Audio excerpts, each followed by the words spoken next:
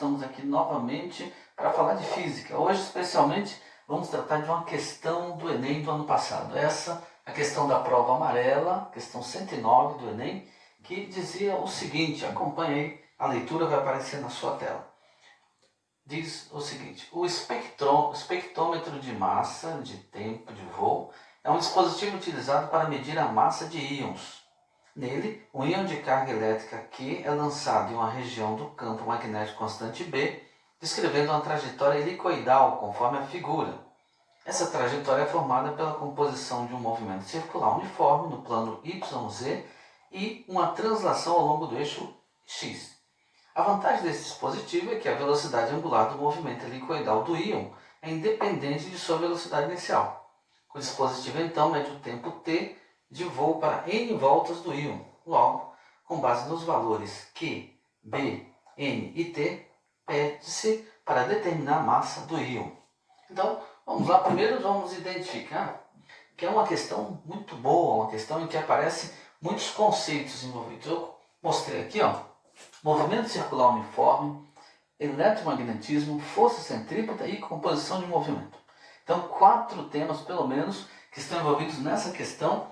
A figura que é mencionada é essa que nós estamos vendo aqui. E ele diz que esse íon, essa carga positiva aqui, que é positiva, está descrevendo um movimento aqui no plano YZ, um movimento circular uniforme, porém, está sujeito também a um movimento aqui no eixo X, que é um movimento de translação, porque tem esse campo magnético.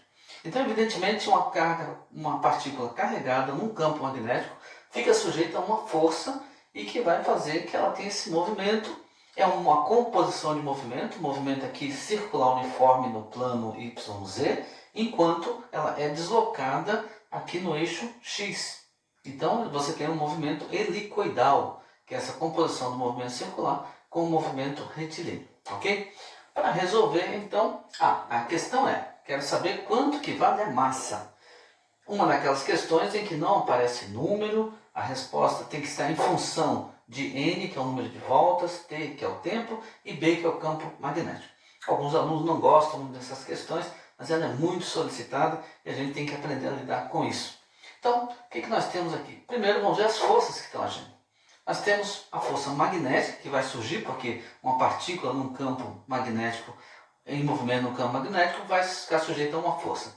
E, como é um movimento circular uniforme, existe uma força centrípeta. Então, o que nós temos aqui? A força magnética que atua sobre a partícula é igual à força centrípeta.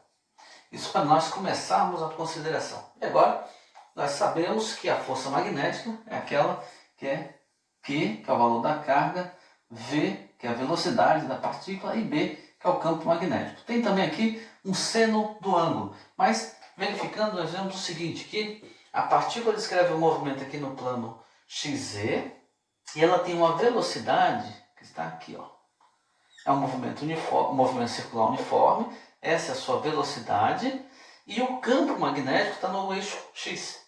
Portanto, a partícula está nesse sentido e a sua velocidade e o campo magnético está perpendicular ao seu movimento. Logo, o seno do ângulo seria o seno de 90, portanto, 1. Então, não precisamos colocar QVB igual, e a força centrípeta, que é mv ao quadrado sobre o raio. Aqui aparece o que nós estamos querendo, que é a massa. Então, nós queremos a massa em função das outras constantes, que é o N, que é o T e o B.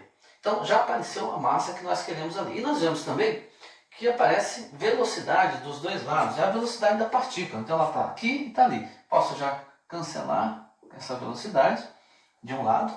E agora vamos isolar o que nós queremos, né? Isolar a massa. Então, vamos ficar aqui, que eu sei que tem 1. Então, nós temos que a massa é igual. Aí nós temos Q vezes B vezes o R dividido pela velocidade. Bem, nós temos aí uma massa, mas essa massa está em função da carga, está em função do campo magnético, do raio e da velocidade. Não é isso que o problema quer. O problema quer a resposta em função da carga, em função do número de voltas, do tempo e do campo magnético. Então, o que nós precisamos analisar agora? Bem, essa partícula tem uma velocidade e é uma velocidade no movimento circular uniforme. Bom, como seria isso então? Vamos ver aqui nesse pedacinho da lousa. Como se calcula a velocidade? Velocidade é ΔS por ΔT. Agora, num movimento circular, esse ΔS é a volta que a partícula faz em um círculo. Então, nós temos aqui 2π vezes o raio sobre o tempo que ela gasta para fazer isso. Bom, então, tem aqui um certo tempo t. Agora, a partícula vai realizar algumas voltas, são n voltas desse tempo. Então, nesse tempo t, ela realiza não apenas uma volta, não é só o 2πr, mas ela vai fazer n voltas. Por isso, nós temos 2πr vezes n. Essa, portanto, vai ser a velocidade. Quer dizer, eu vou substituir aquele v por essa questão que sai de uma definição de velocidade, ΔS sobre ΔT. Como o movimento é circular, o ΔS é o 2πr, o t é o tempo, mas esse tempo foi necessário para que ele desse n voltas. Por isso eu tenho que multiplicar pelo número de voltas. Agora, nós vamos substituir esse v por 2πrn sobre t. Ou seja, nós temos que a massa dessa partícula vai ser Q, que é a carga, B, que é o campo magnético, R, que é o raio, e vamos dividir por essa velocidade. Então vamos colocar o 2πr n, deveria ser sobre o t, como está dividindo, vai aqui para cima. Podemos simplificar, tá? Para ver aqui que o raio, nós podemos simplificar, e aí sai que a massa que nós estamos procurando, a massa desse íon seria a carga vezes o B vezes o T dividido por 2π vezes N. Essa é a resposta, então, que o Enem, a questão 109 da prova amarela do Enem, estava solicitando. Quando nós olhamos as alternativas, Q, B, T sobre 2πn, a alternativa correta é a letra A de Amora, ok? Então essa é a questão 109 da prova amarela do Enem do ano passado. Senhores e senhoritas, felicidades!